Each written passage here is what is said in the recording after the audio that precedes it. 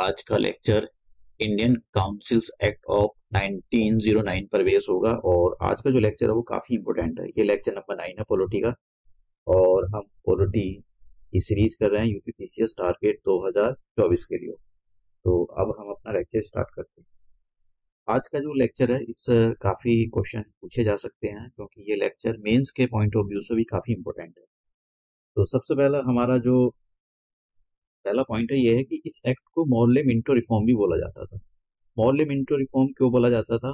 इसलिए बोला जाता था क्योंकि ये जो मॉर्ले था ये सेक्रेटरी ऑफ द स्टेट थे ऑफ द इंडिया और जो मिंटो थे ये वॉइसरॉय थे इंडिया के। तो इसलिए इसको इन्हीं के टाइम पर इस एक्ट को लाया गया था, इंडियन काउंसिल्स एक्ट ऑफ 1909। तो इन्हीं के नाम पर मॉर्ले मिंटो रिफॉर्म बोला जाता है इसको।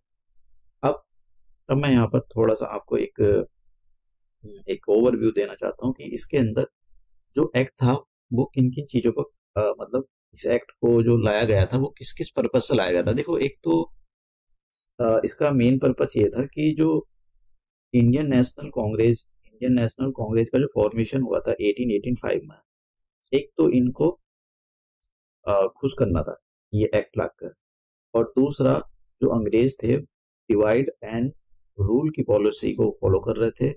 तो हिंदुओं को, जो हिंदू थे और मुस्लिम थे, इन दोनों को अलग करना था क्योंकि मुस्लिमों ने जब रिवॉल्ट 1857 हुआ था तो इसके अंदर से एक बहुत बड़ा रोल अदा करा था। तो अंग्रेजों को ये बात समझ में आ गई थी कि अगर इंडियन नेशनल कांग्रेस, उस टाइम इंडियन नेशनल कांग्रेस थे वो काफी, उसको एक टाइप की पॉपुलैरिटी मिल रही थी, अगर इंडियन नेशनल कांग्रेस को तोड़ना है तो डिवाइड एंड रूल की पॉलिसी हमको अपनानी पड़ेगी। और इसी को देखते हुए ये एक्ट लाया गया था और इस एक्ट के अंदर मुस्लिमों को सेपरेट इलेक्टोरेट मतलब कम्युनल रिप्रेजेंटेशन दिया था। तो इसके बारे में हम देखेंगे। तो इस एक्ट के अंदर एक तो ये किया गया कि सेंट्रल लेजिस्लेटिव काउंसिल थी जो सेंटर पर होती थी, जैसे हमारे आज सेंटर पर क्या है, पार्लियामेंट है, तो यहाँ पर जो लॉ मेकिंग बॉडी होती थी सेंट्रल लेजिस्लेटिव काउंसिल, उसमें एडिशनल मेंबर की जो एडिशनल मेंबर थे 16 से बढ़ाकर 60 कर दिया गया। एक तो ये हुआ एडिशनल मेंबर, आप समझ रहे हो। देखो, दो टाइप के मेंबर होते थे। एडिशनल मेंबर, अभी हम देखेंगे इसको डिटेल से, एडिशनल मेंबर या फिर नॉन ऑफिशियल मेंबर उसको आप बोलो। तो इनको वॉइसरॉय जो गवर्नर जनरल होता था वो इनको, वॉइसरॉय या गवर्नर जनरल एक ही बात है, वॉइसरॉय जो होता था वो उनको नॉमिनेट करता था। उसमें से अभी देखेंगे हम सारा स्ट्रक्चर।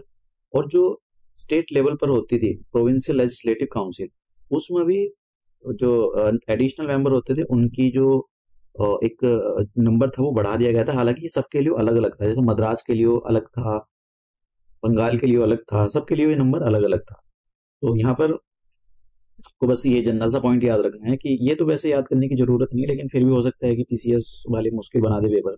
तो सेंट्रल लेजिस्लेटिव काउंसिल में एडिशनल मेंबर की जो नंबर था वो बढ़ा दिया गया, 1660 कर दिया गया था। और जो प्रोविंशियल लेजिस्लेटिव काउंसिल थी उसके अंदर ये बोला गया कि उनमें भी नंबर बढ़ाया गया, लेकिन जैसे उसमें ये बोला गया कि इसके अंदर जो मेजोरिटी होगी वो नॉन ऑफिशियल की मेजोरिटी होगी। नॉन ऑफिशियल का मतलब जो गवर्नर, देखो स्टेट लेवल पर होते थे गवर्नर उस टाइम, और आज भी है गवर्नर, उसी रूल को फॉलो किया जाता है आज भी। तो जो गवर्नर होंगे स्टेट लेवल पर वो नॉमिनेट करेंगे कुछ लोगों को और कुछ इलेक्ट होकर आएंगे इनडायरेक्टली, तो ऐसे लोगों को बोला जाएगा नॉन ऑफिशियल मेंबर। तो नॉन ऑफिशियल मेंबर की संख्या बढ़ गई थी जो प्रोविंशियल लेजिस्लेटिव काउंसिल थी उसके अंदर। अब हम बात करते हैं यहाँ पर जो सेंट्रल लेजिस्लेटिव काउंसिल थे, इसका स्ट्रक्चर क्या था। देखिए, पहले मैं जनरल स्ट्रक्चर बता देता हूँ सभी के लिए कि जो सभी होते थे। देखो, एक तो होते थे जो चाहे वो प्रोविंशियल लेजिस्लेटिव काउंसिल हो या फिर सेंट्रल लेजिस्लेटिव काउंसिल हो, एक तो होते थे ex officio member. Ex officio member कौन होते थे? जैसे कि गवर्नर जनरल हो गया, गवर्नर जनरल की एग्जीक्यूटिव काउंसिल होगी, एक तो गवर्नर जनरल हो गया, गवर्नर जनरल की एग्जीक्यूटिव काउंसिल होगी, एक तो उसके लोग हो गए। फिर जिनको गवर्नर जनरल नॉमिनेट करता था, किनको नॉमिनेट करेगा? जो सरकारी नौकरी कर रहे होते उनको, जिनको इंडिया के अंदर अच्छा खासा एक्सपीरियंस था, तो उनको नॉमिनेट करता था। फिर यहाँ पर क्या होता है, non official member. Non official member कौन होते थे? नॉन ऑफिशियल मेंबर ये इंडियन लोग होते थे, मतलब यहाँ पर नॉन ऑफिशियल मेंबर इंडियन लोग होते थे। कुछ इलेक्ट होकर भी आते थे, जिसमें से अभी हम देखेंगे कुछ नॉन ऑफिशियल मेंबर कुछ इलेक्ट होकर भी आते थे। तो ये नॉन ऑफिशियल मेंबर हो गए और कुछ इसमें से इलेक्ट होकर भी आते थे, ये केवल इंडियंस होते थे। अब हम बात करते हैं सेंट्रल लेजिस्लेटिव काउंसिल। देखो, सेंट्रल लेजिस्लेटिव काउंसिल में मैंने बोला कि जो नॉन ऑफिशियल मेंबर थे, जो एडिशनल मेंबर थे, उनको 16 से बढ़ाकर 60 कर दिया गया।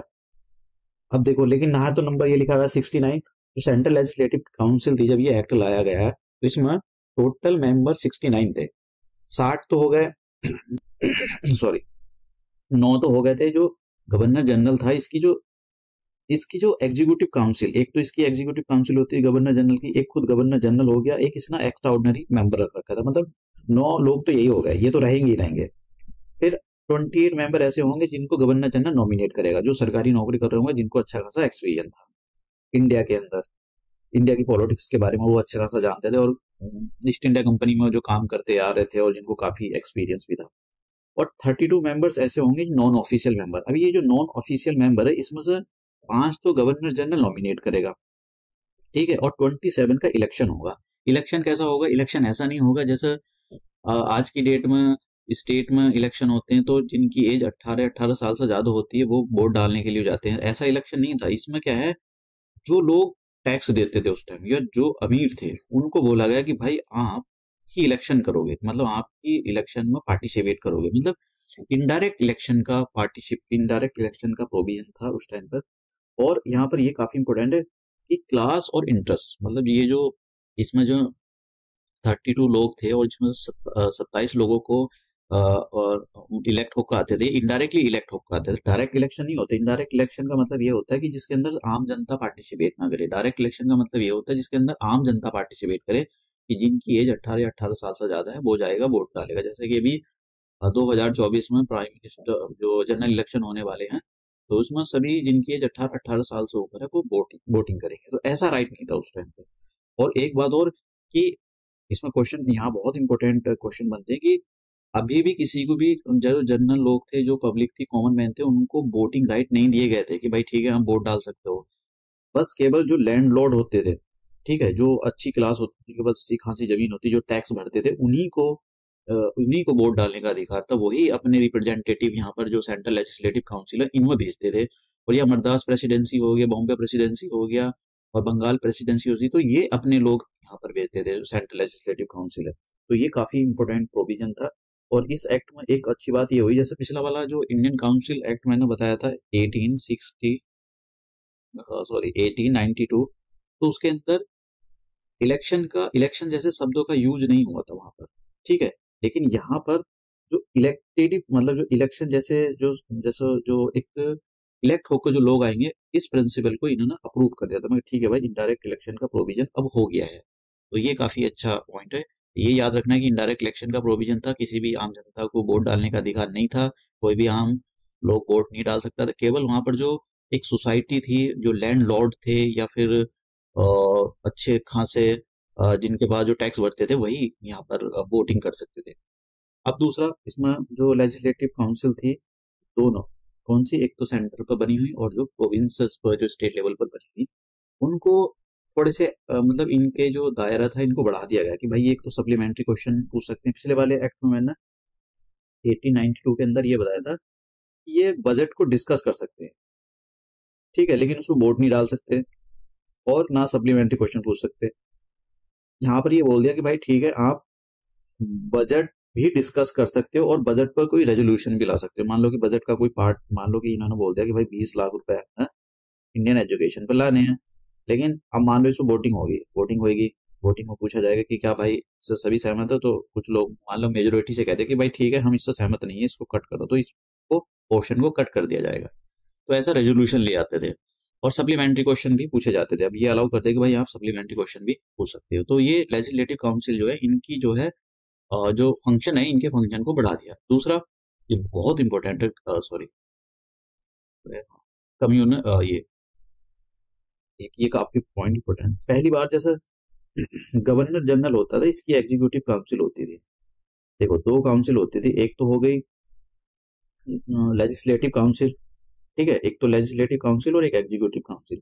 तो गवर्नर जनरल की जो एग्जीक्यूटिव काउंसिल थे, इसके अंदर पहली बार किसी इंडियन को एक लॉ, मतलब लॉ का पोर्टफोलियो दिया गया। लॉ का पोर्टफोलियो ऐसा, मतलब जैसा कि आज के सेंट्रल गवर्नमेंट में क्या होता है कि किसी को मिनिस्ट्री ऑफ एक्सटर्नल अफेयर, किसी को होम अफेयर, मतलब जो एक को किसी को डिफेंस का काम दिया जाएगा। तो उस टाइम तक ये जो थे सत्येंद्र सत्येंद्र प्रसाद सिन्हा, ये पहले इंडियन थे जिनको गवर्नर जनरल की एग्जीक्यूटिव काउंसिल में जगह मिली और इनको लॉ मेंबर बनाया गया कि ये जो लॉ से रिलेटेड जो काम है वो देखेंगे। तो ये काफी इंपॉर्टेंट पॉइंट है, पूछा जा सकता है।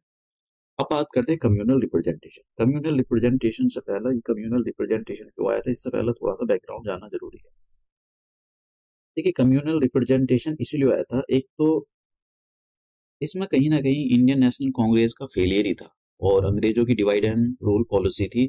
हालांकि इंडियन नेशनल कांग्रेस इस बात को अच्छे से समझ नहीं पाई और आखिरकार में यही हुआ कि अंग्रेजों ने अपनी डिवाइड एंड रूल की पॉलिसी को बड़े अच्छे से इम्प्लीमेंट कर दिया।